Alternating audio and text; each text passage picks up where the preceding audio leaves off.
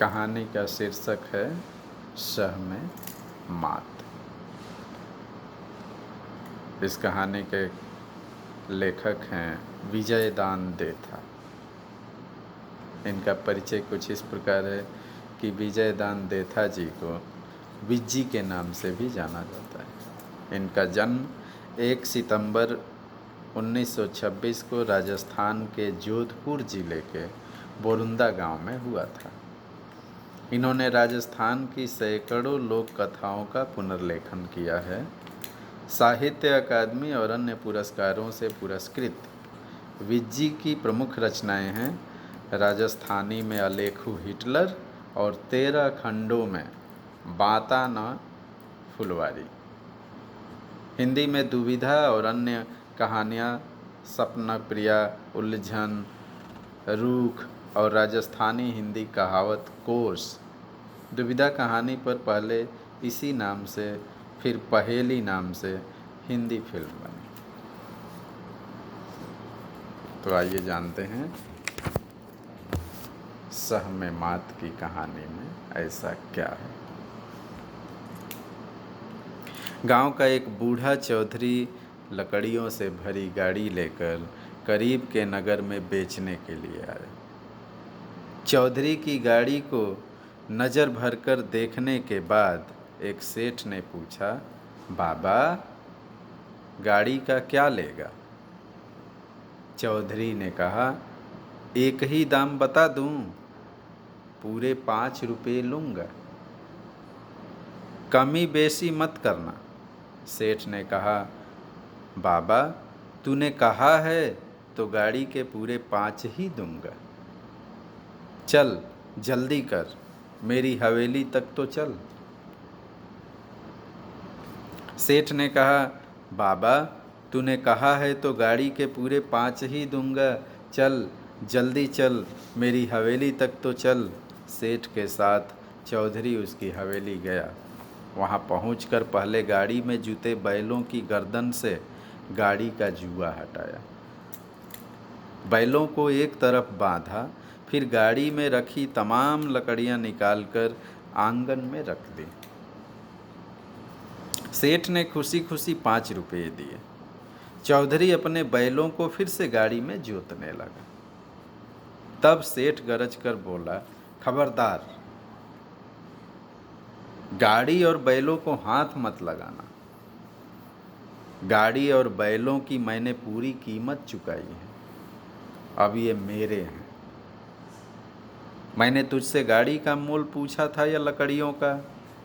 ज़रा याद कर। मैंने कहा था कि बाबा गाड़ी का क्या लेगा, कहा था कि नहीं? तूने 5 रुपये मांगे। 5 से कम दिए हों तो बता। गाड़ी का मोल करते वक्त बैल जुते हुए थे कि नहीं? सिर में सफ़ेदी आ चुकी है, इसलिए सच बोलना। एक दिन सबको भगवान को मुंह दिखाना है। चौधरी को काटो तो खून नहीं। अटकते अटकते बोला, बैल जूते हुए जरूर थे, पर सेठ जी मैंने तो लकड़ियों का दाम बताया था। गाड़ी बैल कहीं 5 रुपये में आते हैं? सेठ ने तपाक से कहा, पर मैंने तो गाड़ी का दाम पूछा था और गाड़ी का दाम देने की बात की थी। गाड़ी बैल 5 रुपये में आते हैं कि नहीं यह तू जाने। आदमी की जबान एक होती है कि 2। अब चुपचाप चलता बन, नहीं तो धक्के मारकर निकलवा दूंगा। मेरे यहाँ झगड़ा टंटा नहीं चलेगा। चौधरी बूढ़ा था, अधिक चतुर नहीं था। गाड़ी छोड़ते हुए कलेजे पर आरा सा चलता था। सेठ के आगे हाथ जोड़े गिड़गिड़ाया, उसके पाँव में पगड़ी रखी, रोते हुए बोला, मेरे समझने में भूल हो गई। मैंने तो लकड़ियों का मोल बताया था। आप बड़े हैं, गरीब पर दया करें। पर सेठ के कान पर जू भी नहीं रेंगी, अपनी बात पर अड़ा रहा। चौधरी को समझाया कि दुनिया में जबान से बढ़कर कुछ भी नहीं है। जबान से ही बरकत होती है। जबान से पलट जाए वह आदमी कैसा? ये तो सिर्फ गाड़ी बैल है, जबान से तो लाखों के वारे न्यारे होते हैं। अगर तेरी तरह सब पल पल में जबान पलटने लगे तो दुनिया का काम कैसे चलेगा। बेचारा चौधरी पाँव घिसटता हुआ हवेली से निकला और अपने गांव आया। घर में पहुंचते ही बड़े बेटे ने पूछा, बाबा बैलगाड़ी कहाँ है? रास्ते में खराब तो नहीं हो गई? बहुत तकलीफ पाई होगी।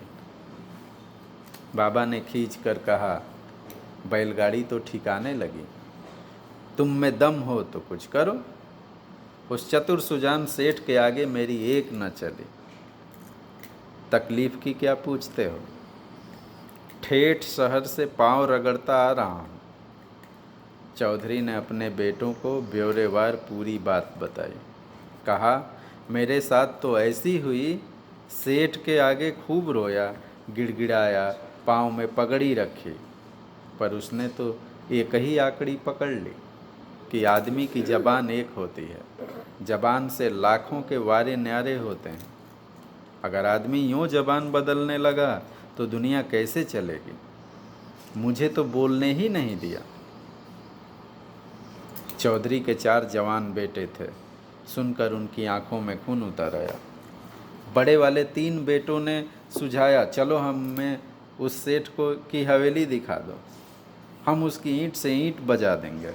उसकी इतनी हिम्मत कि यूँ राह चलते गाड़ी बैल रख लिए। पर सबसे छोटा बेटा कुछ और ही सोच रहा था। वह बोला, मैं अकेले ही उससे निपट लूँगा, तुम्हारी बारी नहीं आएगी।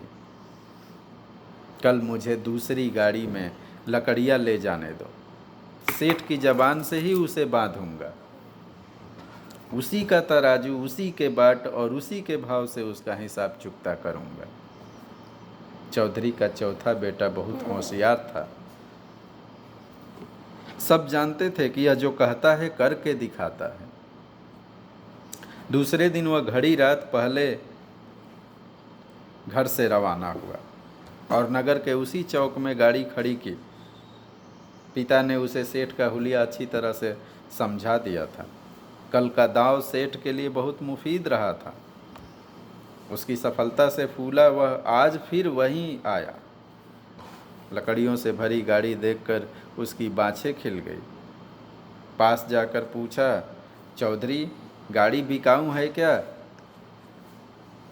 चौधरी का बेटा तुरंत समझ गया कि यह वही सेठ है। इसलिए उसने कहा, सेठ जी यह भी कोई पूछने वाली बात है, बेचने के लिए ही तो आया हूँ। सेठ को तो चाट लगी हुई थी। गाड़ी शब्द पर जोर देते हुए पूछा, तो एक ही कीमत बता दे, इस गाड़ी का क्या लेगा? मुझसे मोल भाव वाली बात मत करना। गाड़ी वाले ने भी कहा, सेठ जी फिजूल मोल भाव में क्या रखा है, सामने आदमी देखा जाता है। एक ही बात बता दूं कि इस गाड़ी के